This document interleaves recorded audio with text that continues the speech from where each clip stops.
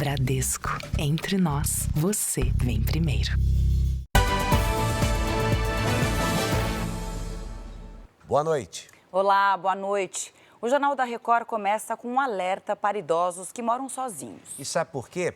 Criminosos têm se passado por prestadores de serviço para entrar na casa das vítimas. Eles levam os cartões, limpam a conta bancária desses idosos, como no caso que você vai ver agora em São Paulo. O casal de idosos tinha acabado de retornar do mercado quando foi abordado por um homem que se apresentou como técnico em manutenção de filtros de água. E os três caminham até o apartamento. Bento, de 95 anos, e a esposa Hélia, de 94, acreditaram que o homem faria a troca das velas do filtro de barro da cozinha. Chegou aqui, ele mexeu no meu filtro lá, tirou a parte de cima. Viu que trabalha com 3 válvulas, né, em cima, água bem filtrada. No apartamento, o falso técnico fingiu concluir o serviço e cobrou do casal R$ 130. Mas o golpe não parou por aí. Ele pediu para o idoso liberar a entrada de um suposto ajudante na portaria, apenas para desviar a atenção das vítimas. Quando meu avô chegou lá no pé da escada, ele já estava lá atrás do meu avô. Ó, já arrumei, tá tudo certinho, daqui a pouco eu volto com o seu troco. Aí meu avô foi, abriu o portão para ele e ele foi embora. Quando Bento voltou do apartamento, viu que o documento de identidade, o cartão do banco e o papel com a senha não estavam mais no balcão da cozinha. Pouco tempo depois, foi feito um saque de R$ 1.000 da conta do idoso. O casal registrou um boletim de ocorrência, mas o suspeito ainda não foi identificado. Os idosos acabam sendo as principais vítimas desse tipo de golpe e, quando estão sozinhos, tornam-se mais vulneráveis. Só este ano já são quase 50 mil denúncias de violações de direitos humanos contra pessoas idosas. Em muitos casos, fraudes financeiras. Por conta de alguma ignorância de parte de tecnologia ou por falta de malícia em estabelecer relações com as pessoas. O advogado orienta que funcionários de condomínios sejam mais rigorosos sobre quem entra no prédio, principalmente em locais onde moram idosos. Sempre exigir uma identificação e se realmente precisa que esse serviço seja efetuado na residência dos idosos. Sempre lembrando que nunca deixar um estranho adentrar uma residência, um apartamento sozinho, sempre acompanhado de alguém. Visitante escorrega e cai no mesmo vulcão onde brasileira morreu na Indonésia. Tratores viram alvo de criminosos no interior de São Paulo. Exclusivo. Áudios revelam negócios entre policiais e empresários ligados ao crime organizado. Ucrânia divulga imagens de soldados russos em desespero durante ataque com drones inteligentes. Com rios acima do nível, gaúchos entram em alerta para novo temporal nas próximas horas. No Paraná, torcedores do Atlético e do Curitiba entram em confronto violento antes de clássico pela Série B. E no Mundial de Clubes, o Palmeiras elimina o Botafogo e está classificado para as quartas de final.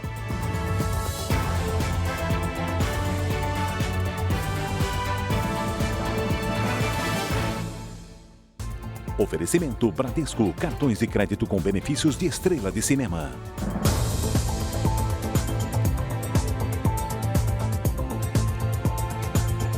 Estamos juntos e atentos ao que está acontecendo nas rodovias. Você já deve ter reparado, cada vez mais comum, né, Camila, encontrar carros, caminhões com aquelas luzes de LED no para-brisa, circulando pelo estado de São Paulo. O que alguns motoristas não sabem, né, Edu, que isso é proibido pelo Código de Trânsito. Pode render uma multa e, inclusive, ser bastante perigoso. As luzes lembram olhos de desenhos animados. O carro aparece num vídeo, numa rede social. Também em caminhões, motoristas têm usado o LED para deixar veículos diferentes. O Edson, que dirige carro de aplicativo, comprou o enfeite na internet por R$ 130. Quando você vai na rodoviária, por exemplo, na rodoviária você fala pro passageiro, ó, meu carro tem uma luz LED, uma zoninha, é mais fácil você localizar, né? Cansada dói, porque cansado chega lá e olha lá o carro de luz de zóio, olha o carro de olho, olha o carro de olho. Divertido pra caramba. Pode ser divertido, mas descumpre uma regra de trânsito e, segundo especialistas, pode ser perigoso. Uma resolução do CONTRAN proíbe o uso de painéis luminosos no para-brisas ou em outros vidros, o que é considerado uma infração grave. Quem roda com iluminação como essa no veículo pode receber multa de R$ 195, além de 5 pontos na carteira. E o número de autuações por infrações desse tipo vem crescendo. No estado de São Paulo, por exemplo, quase dobrou. Entre janeiro e maio, houve 4.457 autuações por condução de veículos com sistema de iluminação e sinalização alterados. No mesmo período do ano passado, foram 2.369. Como é uma coisa grande, né, no caso do caminhão, ele chama a atenção do outro condutor e fatalmente vai ocasionar um acidente. Por isso que é essa proibição, tanto no caminhão, em veículos grandes, como também nos veículos pequenos. Falando nisso, pode olhar para o mapa. Nas Américas, não há país com mais mortalidade no trânsito que o Brasil. Para mudar esse cenário, a ONU está lançando em São Paulo uma campanha. A meta é reduzir pela metade o número de vítimas até 2030. Com a foto do pai nas mãos, Edivânia carrega também uma saudade que não tem fim. Brincalhão, foi um pai maravilhoso, mas avô, ele foi incrível. Ela se lembra da última conversa entre os dois, horas antes do acidente na BR-116, altura do município de Teófilo Otoni, em Minas Gerais, há pouco mais de 6 meses. E a gente conversou, né, bastante, aí foi caindo a ligação, porque como ele estava na estrada, estava chovendo e não tinha rede. A batida envolveu um ônibus, uma carreta e um carro de passeio. Natanael, de 64 anos, foi uma das 41 vítimas fatais. Assim como Natanael, milhares de brasileiros perdem a vida todos os anos nas estradas e ruas das cidades. De acordo com a Organização das Nações Unidas, a média anual no país é de mais de 15 mortes por 100 mil habitantes, um dos índices mais altos das Américas. Foi para mudar esse cenário que o enviado especial das Nações Unidas, Jean Todt, veio a São Paulo lançar a campanha global Faça uma Escolha Segura. O objetivo é reduzir pela metade as mortes no trânsito até 2030. Todos os anos, 1.200.000 pessoas morrem em ruas. E mais especificamente no Brasil, temos cerca de 34 mil pessoas que morrem em ruas a cada ano. A campanha, com mensagens de conscientização, será veiculada em relógios de rua e painéis digitais em São Paulo, Rio e Brasília. A ONU defende mais rigor na fiscalização do uso de celular ao volante e do consumo de álcool por motoristas. Também recomenda a criação de ciclovias, passagens seguras para pedestres e melhorias no atendimento após os acidentes. Ainda abalada, Edivânia faz um apelo por medidas de segurança que evitem novas tragédias. Claro que existe uma falha humana, claro que existe também uma... Hoje os dias estão se passando muito rápido, o ser humano tem vivido de maneira muito rápida, muito apressadamente. Então, assim, existe isso, mas as estradas também estão bem difíceis. Você sabe que o Rio de Janeiro é um dos destinos mais procurados por turistas, brasileiros e estrangeiros. Quem também sabe disso são os criminosos, né, Camila? E todo mundo olhando com muita atenção para isso, né? 7 pessoas foram presas, suspeitas de aplicar o chamado golpe da maquininha. Uma das vítimas teve um prejuízo de mais de R$3 mil. Com a ajuda de um drone, agentes das polícias civil e militar monitoravam a ação do grupo, que agia na praia de Copacabana. Disfarçados de ambulantes, os suspeitos vendiam bebidas, biscoitos, sungas e biquínis. Os clientes, na maioria turistas, usavam o cartão para pagar. O que eles não imaginavam é que haviam acabado de cair num golpe. Caipirinhas que de R$20 viram R$20 mil, né? Um biscoito que de R$3 vira R$3 mil, um milho que vira R$1.000. A polícia investigava a quadrilha há pelo menos 4 meses. Em depoimento, uma das vítimas contou que um vendedor ambulante havia oferecido uma caipirinha. Mas ao pagar, teve que passar o cartão várias vezes, com a justificativa de falha no sistema. Horas depois, o turista jamaicano percebeu que a bebida havia custado quase R$ 3.500. Os suspeitos de aplicar o golpe foram identificados e presos. Ontem, outras 5 pessoas foram presas em flagrante por este e outros crimes. Elas devem responder por estelionato, organização criminosa, contrabando, tráfico de drogas e associação para o tráfico. Agricultores do interior de São Paulo denunciam um aumento de roubos e furtos de tratores na lavoura. Por não terem placa e nem registro, os veículos agrícolas se tornaram alvo dos criminosos. Na lavoura, o trator é mais do que uma máquina. Muitas vezes é o principal investimento do produtor rural. Só que sem placa e sem registro, a máquina pode ser vendida ilegalmente sem deixar rastros. A falta de fiscalização preocupa os produtores. Antônio perdeu 2 tratores nos últimos 2 anos em Mojimirim, no interior de São Paulo. Os veículos agrícolas foram roubados por criminosos armados que renderam um funcionário do sítio. Um ficou com ele no meio do pomar, umas 2 horas, 3 horas mais ou menos, enquanto o outro levou o trator para longe. Na última década, esse produtor rural, que não quer ser identificado, teve 7 tratores roubados. Apenas 2 foram recuperados. Cada vez que a gente fica sabendo de um furto de um vizinho, a gente acaba ficando cada vez mais nervoso. Entre janeiro e abril deste ano, 90 tratores foram roubados ou furtados no estado. No mesmo período de 2024, foram 78, alta de mais de 15%. O trator é comprado numa concessionária, é emitida uma nota fiscal, porém, a única identificação de fato que tem no item é uma plaqueta, facilmente subtraída. O presidente da Federação da Agricultura e Pecuária de São Paulo diz que muitos tratores são levados para outros estados ou até mesmo para o exterior. Tem quadrilhas formadas que vêm roubar esses tratores para levar para o Paraguai ou para levar para o meio do país, lá para o Mato Grosso, Amazonas, outros locais que não têm tanta fiscalização para pegá-los. Então, vira realmente um comércio extremamente perigoso. E aconteceu de novo. As equipes de resgate da Indonésia foram acionadas para socorrer um turista da Malásia que caiu na mesma trilha do Monte Rinjani, onde a brasileira Juliana Marins morreu. Não foi por falta de aviso, né, Camila? O laudo oficial, inclusive, da autópsia feita no corpo da jovem foi entregue hoje à família. O transporte aqui para o Brasil e as últimas homenagens a Juliana devem acontecer nos próximos dias. O trecho onde o acidente aconteceu estava fechado desde quarta-feira, quando o corpo de Juliana Marins foi resgatado. Para a reabertura, neste sábado, a administração do parque reforçou orientações aos visitantes pelas redes sociais. Priorizar a segurança, cumprir os procedimentos de escalada e realizar atividades por meio das rotas oficiais. Uma semana depois do acidente com a brasileira, que só foi resgatada 5 dias depois, já sem vida, outro caso na mesma região ganhou repercussão internacional.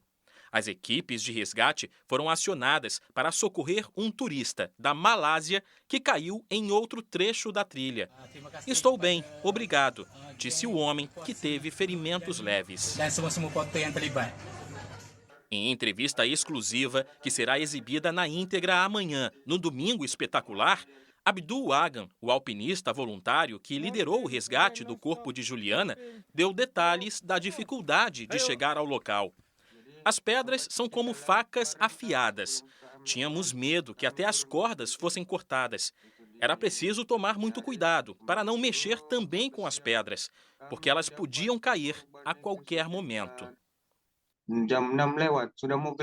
Desde que caiu da trilha no Monte Rinjani, a brasileira deslizou por cerca de 600 metros, num terreno cheio de pedras e fendas. Quando a equipe de resgate chegou ao corpo, ele estava a poucos metros de um penhasco. De acordo com a autópsia realizada em Bali, Juliana morreu por hemorragia, cerca de 20 minutos após uma queda de costas. O ferimento mais grave foi na parte posterior do tórax e atingiu órgãos internos. O médico legista responsável pelos exames no corpo de Juliana descartou a necessidade de uma nova autópsia e informou que os documentos finais já foram entregues à família da vítima. A prefeitura de Niterói, onde a brasileira morava, confirmou que concluiu o pagamento para o transporte do corpo de volta ao Brasil. O translado deve acontecer nos próximos dias.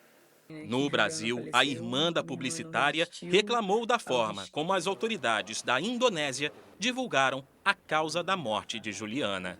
Minha família, foi chamada lá no hospital para poder receber o laudo, porém, antes que eles chegassem, antes que eles tivessem acesso a esse laudo, o médico legista achou de bom tom fazer uma coletiva de imprensa para falar para todo mundo que estava dando laudo, em vez de falar para a família antes.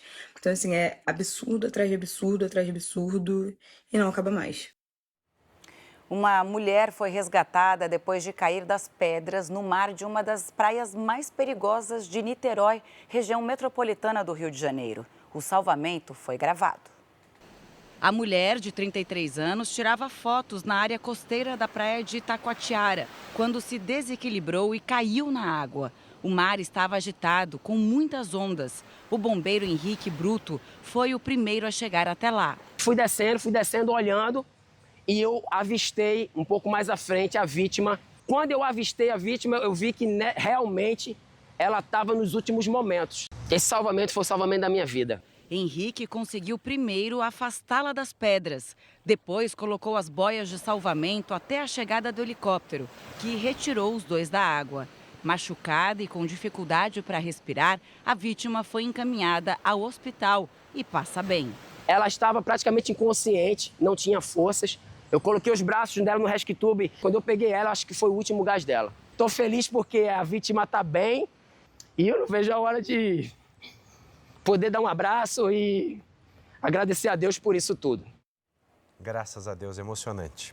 Olha, as nossas equipes no Rio Grande do Sul estão em alerta nesse instante e não à toa. O volume de chuva previsto para o final de semana deve superar o acumulado para todo o mês de junho.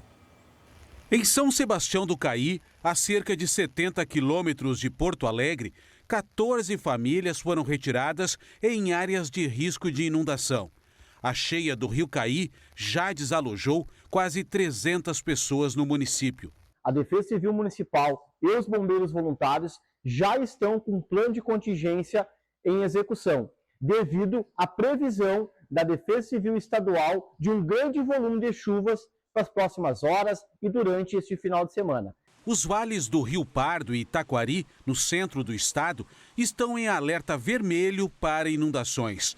O rio Jacuí já registra 7,5 metros acima do normal. Em Porto Alegre, moradores acompanham com preocupação as obras no dique do bairro Sarandi, um dos mais atingidos pelas enchentes do ano passado. Com a cheia dos rios, nesta semana, a estrutura apresentou vazamento. Se houver colapso, a região pode voltar a ser inundada. Nosso sentimento é de angústia, e ansiedade, porque a outra vez aconteceu, a gente não teve tempo de sair, A previsão é de até 200 milímetros de chuva para o final de semana. A Defesa Civil do Estado montou um gabinete de crise em Lajeado, no Vale do Taquari. O governador Eduardo Leite reforçou o alerta. Por isso que a gente está trabalhando junto Defesa Civil Estadual com as defesas civis municipais no sentido de trabalhar a remoção da população de área de risco, aquela população mais próxima do rio, nas cotas que na semana passada já foram alertadas, até para um pouco mais em algumas localidades, para garantir que a gente proteja a vida das pessoas. Esse é o foco agora. Sacos com argila e areia foram colocados para reforçar as comportas do sistema de proteção contra cheias da capital. A chuva prevista para 2 dias em todo o Rio Grande do Sul pode ultrapassar o acumulado esperado para o mês de junho. 4 rios estão em alerta e 2 em situação de atenção. O Guaíba está próximo da cota de inundação e com a chuva e o vento há risco de represamento da água. Como o nível da água previsto não é igual ao da cheia de 2024, ele é muito menor, a gente não observaria uma inundação igual de 2024, Mas em alguns pontos mais baixos, isso pode pode acontecer, já foi observado nos últimos dias, né? Vamos para a previsão do tempo hoje com a Giovana Rizardo. Giovana, essa chuvarada do sul vai até quando? Boa noite. Até este domingo à noite, Camila, e o frio se intensifica na região. Boa noite para você. Edu, boa noite. E uma ótima noite para você. A semana começa com a chegada de uma nova massa de ar polar. Já na segunda-feira, vamos sentir a quarta onda de frio, a segunda do inverno. Em boa parte do sul, Mato Grosso do Sul, até mesmo em Rondônia e no Acre, os termômetros devem marcar pelo menos 5 graus abaixo da média. Portanto, dias mais gelados até o fim da próxima semana. Para amanhã, previsão de céu encoberto e chuva à noite em Curitiba, máxima de 23 graus. Já na capital paulista e em Brasília, domingo de tempo firme. O sol aparece entre poucas nuvens e esquenta até os 27 graus. Hoje choveu bastante sobre os extremos do país. Pelas imagens de satélite, as nuvens carregadas estão apenas em algumas áreas do Brasil. Amanhã, uma nova frente fria reforça as instabilidades entre o sul do Paraná e o Rio Grande do Sul. E olha, atenção com solo encharcado. O estado gaúcho segue em alerta para deslizamentos e alagamentos. Ao contrário das regiões centro-oeste e sudeste, onde o ar seco mantém o tempo firme e ensolarado. Domingo à tarde, com máxima de 16 graus em Porto Alegre. No Rio de Janeiro, calor de 33. Em Goiânia, 30 graus. Em Natal, 28 e até 31 em Rio Branco. Vamos ao nosso tempo delivery. A Lúcia é de Senador Canedo, Goiás. Oi, Lúcia, boa noite. Os próximos dias o tempo vai seguir firme por aí. À tarde continua bastante quente, abafado e as máximas vão variar entre 28 e 30 graus. O Alírio é de Guaratuba, no Paraná. Bem-vindo, Alírio. Até segunda-feira, os dias vão ser de tempo instável por aí. Domingo com sol ainda pela manhã e à tarde vem as pancadas. Máxima de 25. Na segunda, tempo fechado e chuvoso faz até 19. Na terça, a temperatura vai cair mais ainda. Mande o seu pedido para a gente nas redes sociais. Poste o nome da sua cidade com a hashtag #VocêNoJR. Camila, Edu. Obrigada, Giovana. Bom final de semana. E olha como tem acontecido nos últimos anos, o sul da Europa sofre com aquela onda de calor. Também o verão no continente está só começando, hein? Na Espanha, a previsão é que os termômetros cheguem a 43 graus Celsius nos próximos dias. Os últimos 3 anos foram os mais quentes da história do país. As temperaturas acima de 40 graus se tornaram comuns nessa época. Na Itália, 17 cidades entraram em alerta vermelho nesse sábado, entre elas Milão, Bolonha e Turim. Em Nápoles e Palermo, as temperaturas chegaram a 39 graus. Na região da Sicília, trabalhar ao ar livre nos horários de maior risco está proibido. Na França, turistas e moradores acabam recorrendo às fontes públicas, uma maneira de reduzir a sensação de calor e se refrescar. Veja ainda hoje, torcedores entram em confronto antes do clássico da Série B entre Atlético e Coritiba, no Paraná. E você vai ver também porque o Brasil ocupa a 19ª posição no ranking de países com o maior número de milionários.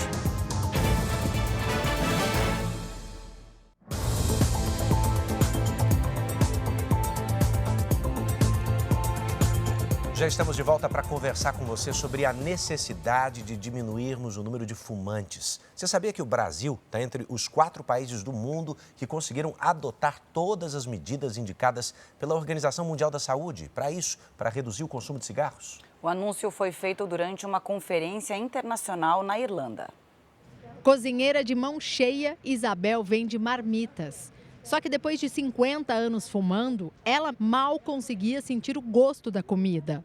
Você não sente paladar de nada, né? Então, não é uma vida, né? É um vício. Isabel parou de fumar pouco antes de completar 60 anos. E ela é a prova de que os esforços do governo para conter o avanço do tabagismo tiveram efeito.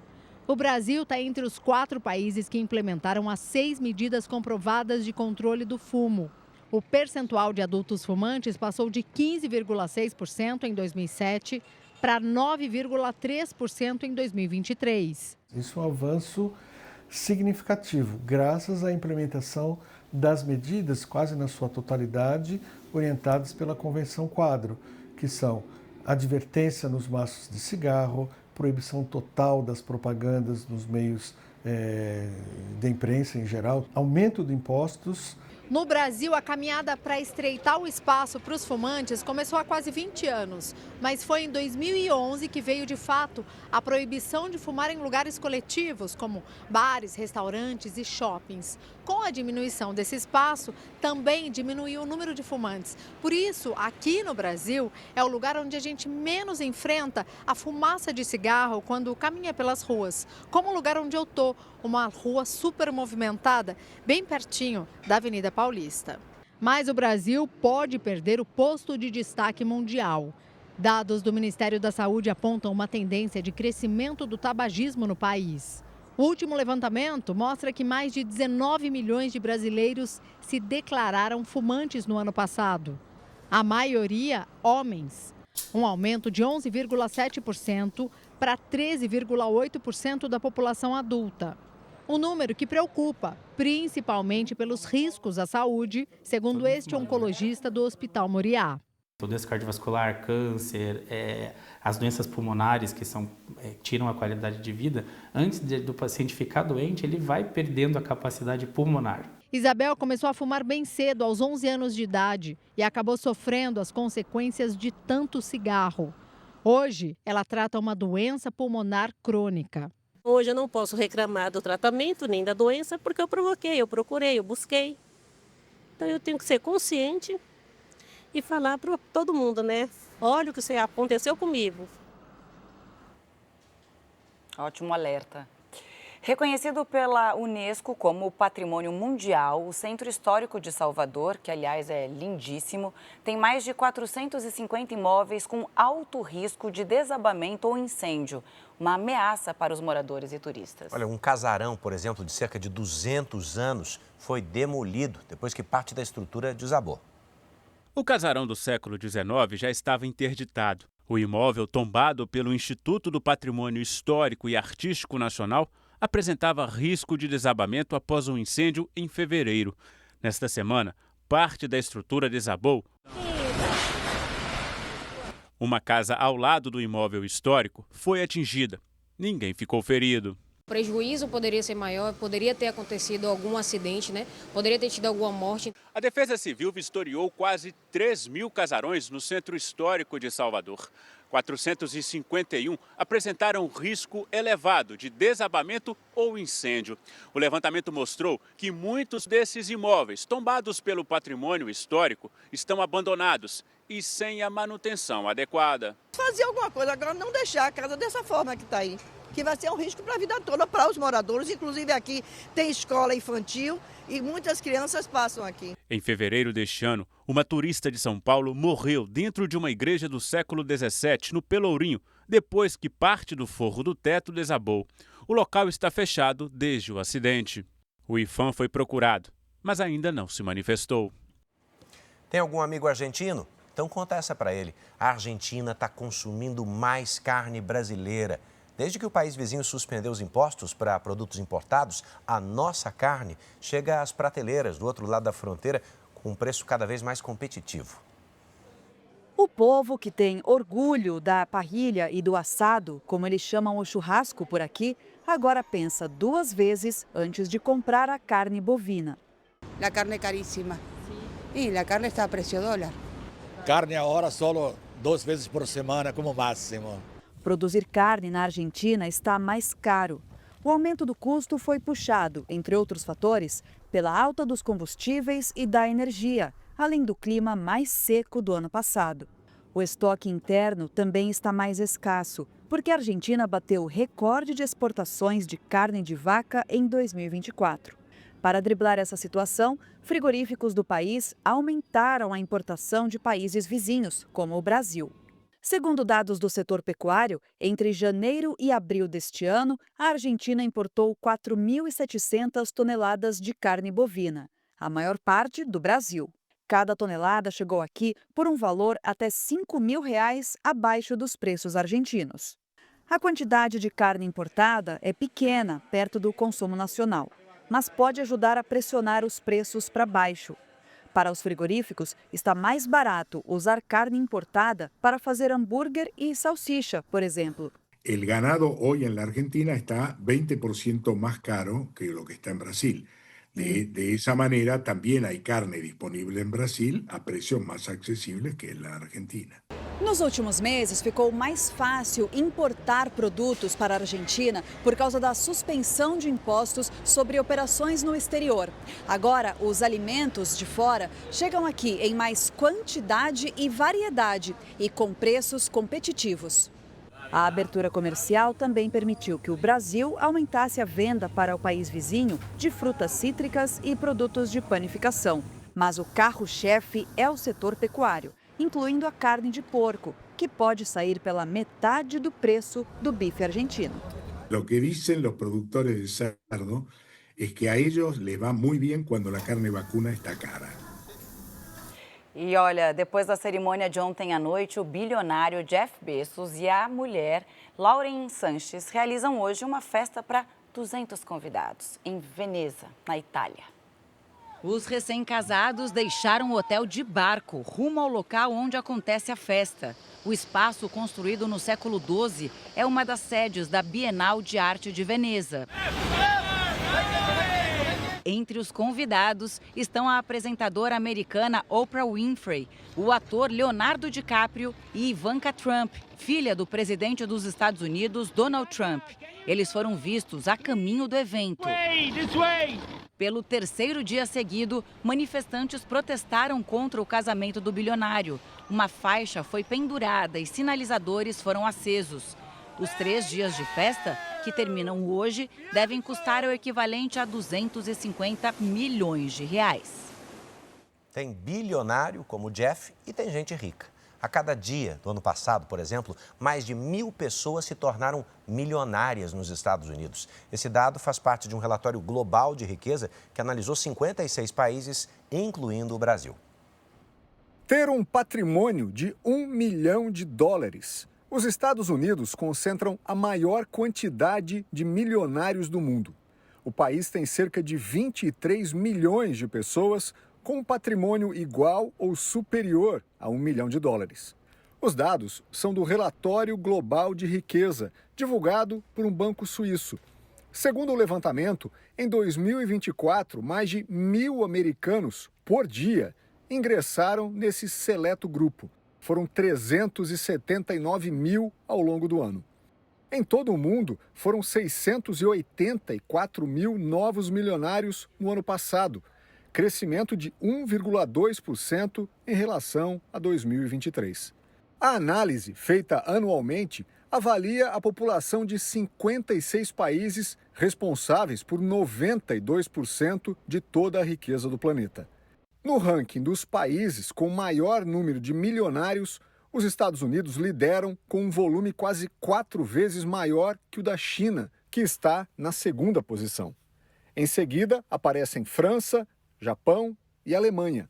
O Brasil ocupa a 19ª posição, com 433 mil milionários, à frente da Rússia, México e Dinamarca. O estudo também aponta que nos últimos 25 anos quadruplicou o número de pessoas com patrimônio entre 1 e 5 milhões de dólares. Nos Estados Unidos, a inflação dos últimos anos reduziu o poder de compra. Hoje, com $1 milhão, é possível comprar no máximo 2 casas de classe média, como estas.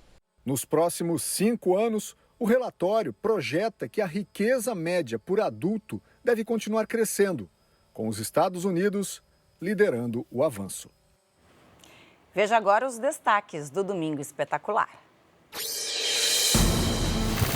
O Domingo Espetacular acompanha o caso da brasileira que morreu durante uma trilha na Indonésia. Do jeito que ela caiu, manda uma mochila. Mandou uma mochila, não deu certo, manda 2 mochilas. Os últimos dias de Juliana Marins antes do acidente. We did it for the view, so I'm glad. E por que essa região é considerada tão perigosa? Na Indonésia, tudo sem sinalização, sem um apoio, sem uma rede de proteção.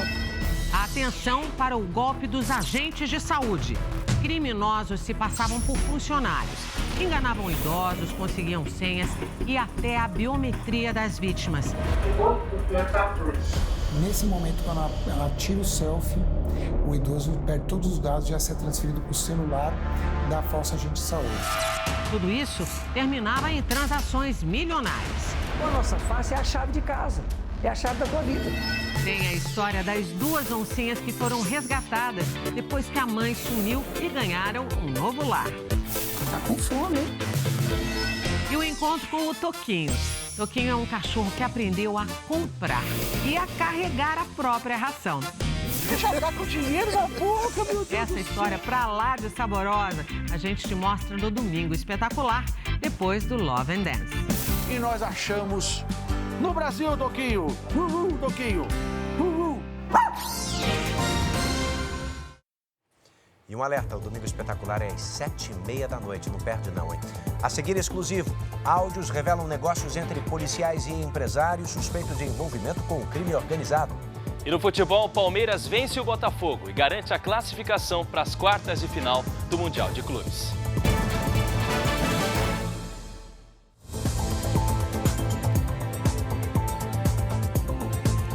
O Jornal da Record traz agora detalhes da investigação da Polícia Federal que apura corrupção e vazamento de informações dentro da Polícia Civil de São Paulo. O que a gente já tinha te mostrado? Nessa semana, um investigador e um empresário foram presos. Agora você vai conhecer os áudios que nós obtivemos com exclusividade e que mostram partes dessa negociação para liberar, por exemplo, um helicóptero que teria sido usado no transporte de drogas. Então, aqui é o processo de trazer o dinheiro. Ele quer trocar uma ideinha com você, que a gente tinha falado lá no 700 e ele queria no 1000, mas ele vai fazer no 700 mesmo. E aí você me dá um pouquinho e aí a gente manda embora. Este áudio faz parte do inquérito que investiga corrupção e vazamentos de informações na Polícia Civil de São Paulo. As mensagens foram extraídas do celular do investigador Marcelo Souza, conhecido como Bombom. Segundo a Polícia Federal, na mensagem ele negocia um pagamento de propina. Bombom está preso desde dezembro por causa de uma outra investigação relacionada à delação do empresário Vinícius Gritzbach, morto em novembro na saída do aeroporto de Guarulhos, em São Paulo. Este helicóptero é uma peça importante das novas investigações. Depois de apreendida em 2022 sob a suspeita de ser utilizada pelo crime organizado para o transporte de drogas, a aeronave foi envolvida em um esquema de pagamento de propina para ser liberada a um empresário. Roberval Andrade, de 55 anos, foi quem pediu a liberação do helicóptero. Além de empresário, ele é piloto de corrida de caminhões. De acordo com o inquérito, ele negociou o pagamento de R$700 mil para liberar a aeronave. Está alinhado para quarta-feira o dinheiro, tá? Lembra daquele negócio lá dos 500 e 2 de 100. 3 anos atrás, poucos dias depois da apreensão do helicóptero, Roberval prestou depoimento dizendo que estava negociando a compra do helicóptero direta com o dono. O valor, R$1 milhão. A negociação chamou a atenção da Polícia Federal. Uma aeronave que custa cerca de R$20 milhões, vendida por 5% do valor de mercado. E o helicóptero ainda estava em nome de uma empresa ligada a Igor Mendonça Castellamari, uma pessoa que, segundo as investigações, não existe. Já em posse do helicóptero, Roberval enviou um vídeo para o investigador Bombom. Vamos, Bombes. Vai querer te buscar ou não? Temos que decidir. Os dois também mantinham uma relação de amizade, como mostram outros vídeos. Fala, Bombes. Olha aqui, ó.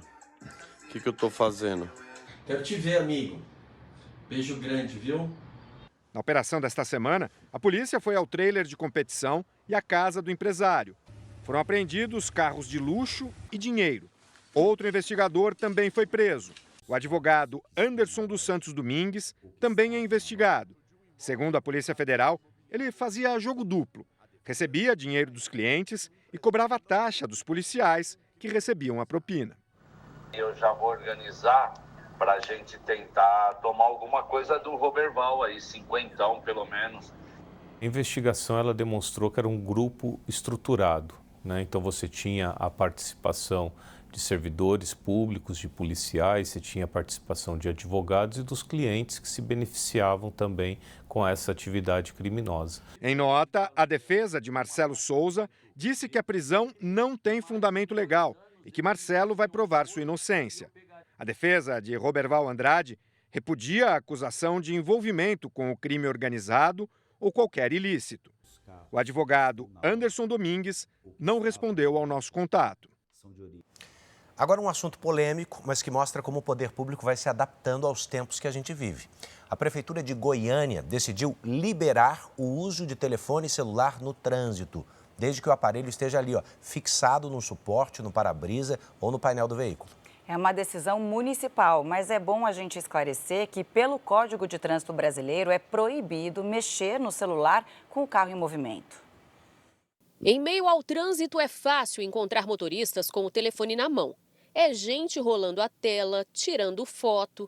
Parecem não saber que quem é flagrado dirigindo e mexendo no aparelho pode pagar multa de R$ 293,47, além de perder 7 pontos na carteira de habilitação.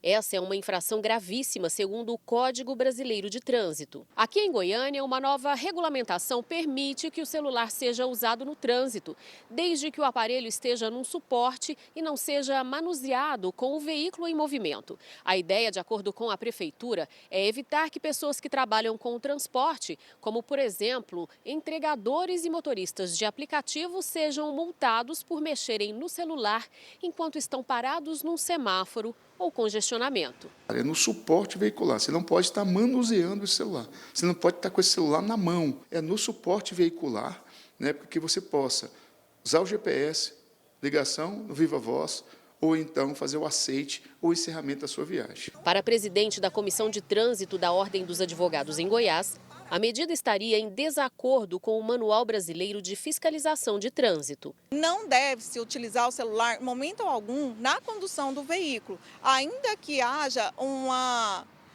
imobilização temporária, como, por exemplo, parar de forma rápida no sinal vermelho, antes de uma faixa de pedestre. Em nota, a Prefeitura de Goiânia informou que a medida não altera as regras do Código de Trânsito Brasileiro. A resolução municipal apenas apresenta uma interpretação técnica sobre a fiscalização do uso do celular já prevista na legislação federal. Agora, olha o que aconteceu em Belo Horizonte. Um idoso teve o CPF cancelado depois que um homem que usava uma identidade falsa com os dados dele morreu. Por causa dessa fraude, a vítima parou de receber aposentadoria há 2 anos. Seu Antônio precisou procurar a justiça para provar que está vivo. A origem do problema foi a perda da carteira de identidade na rodoviária de Belo Horizonte na década de 1980. Na época, não fez boletim de ocorrência. Eu não dei importância para aquilo. É mais jovem, está tudo bem, né? E a consequência veio aparecer agora. A foto do documento foi trocada e outra pessoa passou a usar os dados dele. O homem que achou a carteira do aposentado chegou a registrar 3 filhos com o documento falso. Quando morreu, em Aparecida de Goiânia, no estado de Goiás, o atestado de óbito foi emitido com o nome que constava no RG, Antônio Fraga. Com a morte do homem em setembro de 2023, seu Antônio teve o CPF cancelado. Desde então, não recebe a aposentadoria. Só agora conseguiu na Justiça a anulação do registro de morte. O cartório ainda espera ser comunicado da decisão. Eu estou guardando o malote digital chegar com ofício para que eles comprem lá em Goiás. Este delegado explica que o registro do boletim de ocorrência pode evitar transtornos como os que aconteceram com seu Antônio. Porque se houver uma cobrança judicial, uma cobrança criminal, aquele momento do extravio ficou registrado. Agora, uma denúncia feita por indígenas venezuelanos. Eles reclamam das más condições do abrigo em que vivem no Pará. Ao menos 77 pessoas moram no local administrado pela Prefeitura de Belém. O espaço é grande, mas tem apenas o básico: um bebedouro, um freezer e um dormitório para as redes. Não tem cama, não tem ventilação, só tem um espaço grande, só quente, quando de dia não tem cozinha. 77 pessoas vivem no abrigo administrado pela prefeitura. Os indígenas venezuelanos da etnia Uarau denunciaram ao Ministério Público Federal as condições do espaço. Está acontecendo de febre, vômito, diarreia. Niños e adolescentes e adultos estão morrendo. Esse é o meu papá. Sem emprego, muitos vão para as ruas pedir dinheiro. Outros tentam vender artigos de artesanato. Não me vi tu Uarau. Desde 2018, a União, o Pará e o município de Belém estariam descumprindo uma decisão judicial que os obriga a garantir abrigo digno aos indígenas. A partir das novas denúncias, a Justiça Federal reiterou a decisão e estabeleceu prazos e multa em caso de desobediência. A União tem 30 dias para comprovar os repasses de recursos para os indígenas venezuelanos entre 2024 e 2025. Enquanto o Estado do Pará deve retomar em até 90 dias a manutenção de casa de triagem para migrantes indígenas. Já o município de Belém e a Fundação Papa João XXIII, a FUNPAPA, devem apresentar em até 60 dias um plano de reestruturação da casa de acolhimento com projeto e cronograma. A Prefeitura de Belém disse que foi notificada e que está em busca de um novo abrigo para os indígenas. Estamos com planejamento de modificar o local. Tá? Isso, claro, precisa de um debate, uma discussão com eles, uma discussão construtiva, para a gente achar um outro imóvel, um outro espaço que adeque à realidade. O Estado do Pará e a União ainda não se manifestaram. As Forças Armadas de Israel anunciaram que um dos fundadores do grupo terrorista Hamas foi morto em uma operação na faixa de Gaza. Segundo o Exército, Al-Issa foi morto em um bombardeio na região central de Gaza. Além de ser um dos fundadores da ala militar do grupo terrorista, ele também participou do planejamento do ataque de 7 de outubro de 2023 contra Israel. Em outra operação, o governo de Israel atingiu alvos terroristas na região de Khan Yunis. A imprensa de Gaza, controlada pelo Hamas, disse que 6 pessoas morreram na ofensiva. Em Tel Aviv, pela primeira vez desde o fim do conflito com o Irã, milhares de pessoas se reuniram para pedir a libertação dos 50 reféns mantidos em território palestino há mais de 1 ano e meio. No Irã, uma multidão participou do funeral dos comandantes militares, cientistas nucleares e civis mortos durante o conflito entre Teherã e Israel. O exército ucraniano divulgou imagens com um ataque com drones de alta tecnologia. É assustador, como tudo numa guerra. Esses são aqueles equipamentos que perseguem e matam os soldados russos. Segundo a Ucrânia, mais de 800 militares foram atacados com os drones.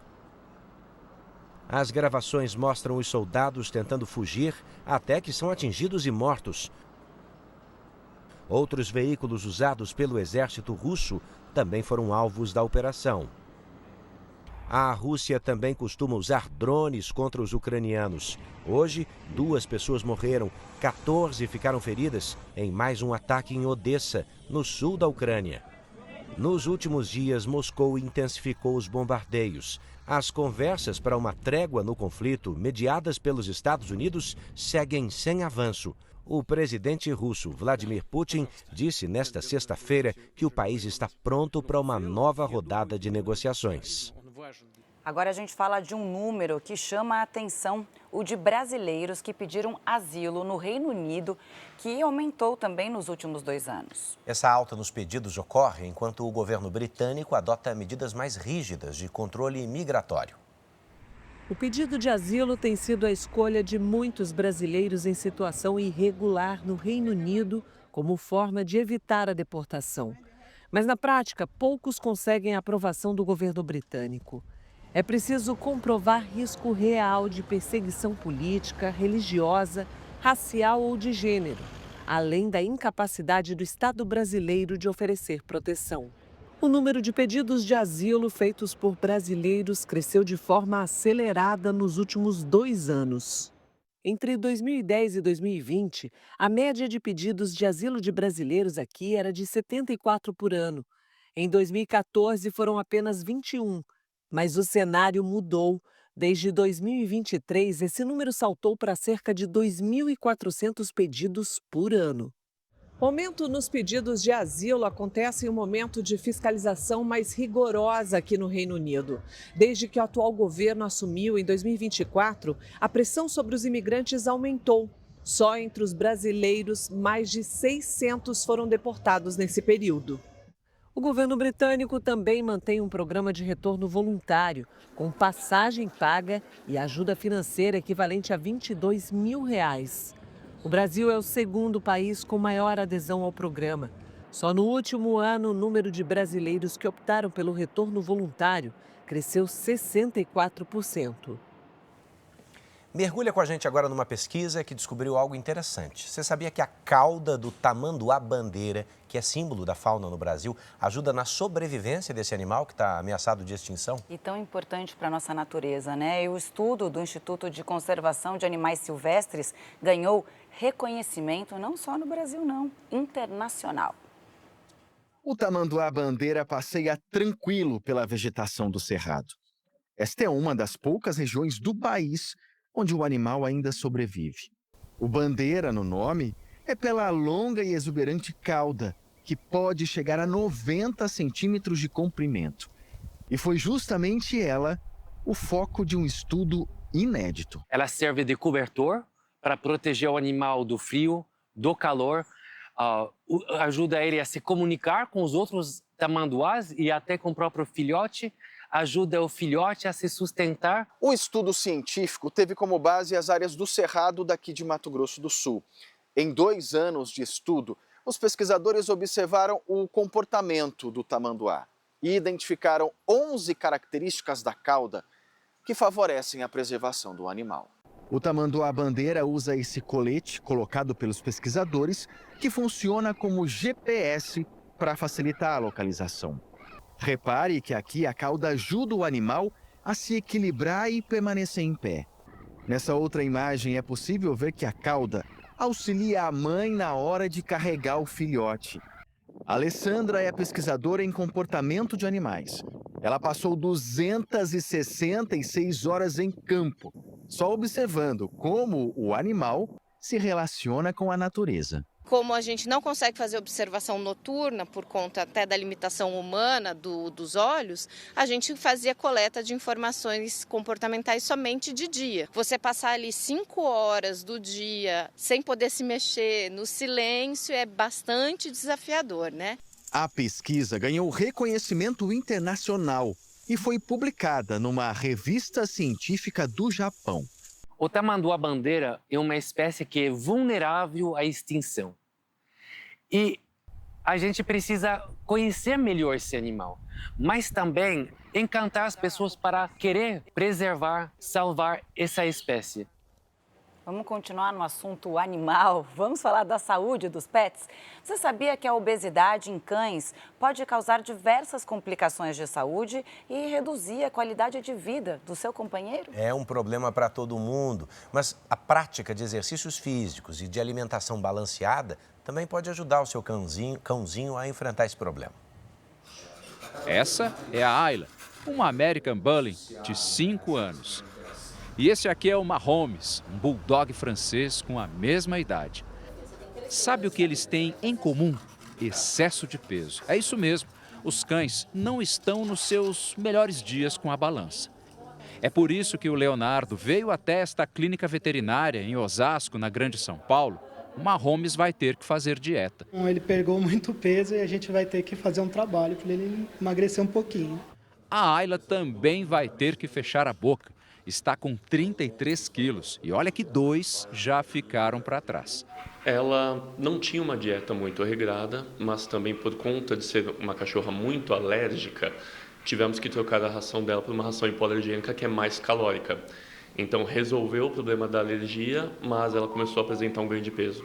A obesidade entre os cães é mais comum do que se imagina. É o que mostra uma pesquisa sobre a alimentação dos pets e o impacto na saúde.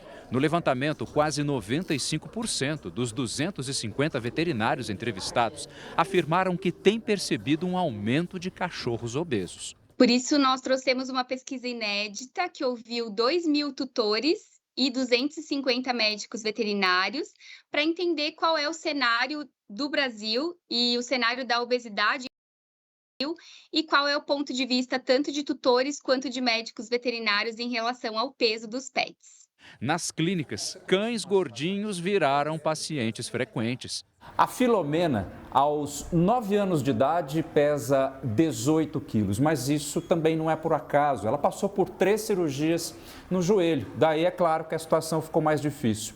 Só que agora a Filomena não vai ficar paradinha aqui não, ela vai para a esteira. E quanto tempo ela vai ficar lá? Há uns 20 minutos. Olha só, vai gastar bastante caloria. Vamos lá? Nem precisa chamar 2 vezes, ela vai sem medo. E essa esteira tem um detalhe, a caminhada é feita na água, quentinha. Com as cirurgias, a Filó teve mais dificuldade para se locomover, daí ficou mais gordinha. A pesquisa ainda mostra a relação entre a alimentação canina e o jeito como são tratados. 60% dos tutores afirmaram que dão comida aos cães quando entendem que eles estão tristes. Mas convenhamos, é difícil negar, né? A obesidade, ela causa inflamação, ela leva a diabetes, problema hepático, artrose, problemas vasculares e até câncer já está provado que aumenta a incidência. E olha como tem diferença entre quem está com peso em dia e quem tem recomendação para emagrecer. Se eu consigo palpar essas entradinhas, consigo sentir a costelinha. Quando eu vejo ele de cima, eu consigo identificar uma cinturinha. E aqui nas costelas eu consigo sentir os ossinhos da costela. Entre as orientações para a perda de peso, fugir dos lanchinhos ao longo do dia é essencial. Eles costumam ser bem calóricos, eu falo que a caloria de um bombom. Num primeiro momento, para emagrecer, o ideal seria zerar esse tipo de alimento e fazer legume, verdura, coisas mais naturais. Aqui no Brasil, houve o confronto entre torcidas antes do clássico entre Atlético e Coritiba pela Série B do Brasileirão, no Paraná. Bombas e fogos de artifício foram usados durante a briga. Nas imagens, os torcedores correm em grupo pelas ruas e se enfrentam com pedaços de madeira e pedras. Um dos atingidos acaba caindo no chão e é cercado pelos agressores. A Polícia Militar do Paraná não confirmou o número de feridos e também não divulgou se alguém foi preso. Será que não aprenderam nada esses torcedores? Fogos de artifício matam em brigas assim. Vamos mudar de assunto porque pela Série A a bola volta a rolar daqui a 2 semanas. Pedrão, muitos times já começaram nos treinos e teve representação inclusive no Corinthians, né? Tá todo mundo querendo voltar firme, né, para essa disputa de campeonato brasileiro e inclusive o Corinthians, porque tudo que o técnico Dorival Júnior quer é evitar que os problemas fora de campo interfiram na equipe. E para subir na tabela, ele conta com as boas atuações do atacante Memphis Depay. O jogador holandês se reapresentou no timão, sinal de que o acordo pela dívida entre Corinthians e Memphis foi fechado. Em tratamento por causa de uma lesão na coluna, Yuri Alberto também voltou, mas deixou uma dúvida no ar em relação à permanência no clube. Yuri, deixa eu uma foto com você, por favor. Aí, vamos, claro. Você fica até o final do ano, Yuri? Obrigado, Yuri. Imagina, tchau, tchau. Tchau, tchau, obrigado. Valeu. Quem não deve ficar é Igor Coronado. O jogador rescindiu o contrato com o Corinthians de forma antecipada e fez um acordo por uma dívida que o clube tem com ele no valor de 10 milhões de reais. Como atleta, obviamente, a gente também entende o lado do atleta também, né? Ele não vinha jogando como ele gostaria bom, a gente só deseja o melhor para ele, para que ele tenha tomado a melhor decisão para a vida dele, para a carreira dele. O Corinthians volta a campo contra o Red Bull Bragantino no dia 13 de julho, jogo que a Record, o R7 e o Play Plus vão mostrar ao vivo. Apesar das incertezas, dívidas e crise política na presidência, o técnico Dorival Júnior planeja o futuro do time. Já este pequeno torcedor, o Mateu, não tem dúvida. A espera pelos ídolos no portão valeu muito a pena. Hoje está sendo o melhor dia da minha vida para conhecer tanto jogador assim, tipo Bidon, Yuri. Que bonitinho. Voltando ao Mundial de Clubes, o jogo entre Benfica e Chelsea, que vai definir o adversário do Palmeiras, ainda não terminou. A partida foi paralisada por causa do mau tempo e já recomeçou. O placar está empatado em 1-1. Eu fico por aqui, Camila, Edu. Valeu, obrigado, Pedro. Obrigada, Pedro. A gente fica por aqui também. As reportagens dessa edição você pode conferir no Play Plus e em todas as nossas plataformas digitais. A programação da Record também está ao vivo e de graça no Play Plus. Fique agora com a Patrulha do Consumidor no Cidade Alerta, edição de sábado. E logo após, você acompanha o Power Couple. Não perca. Boa noite. Boa noite e bora para a próxima.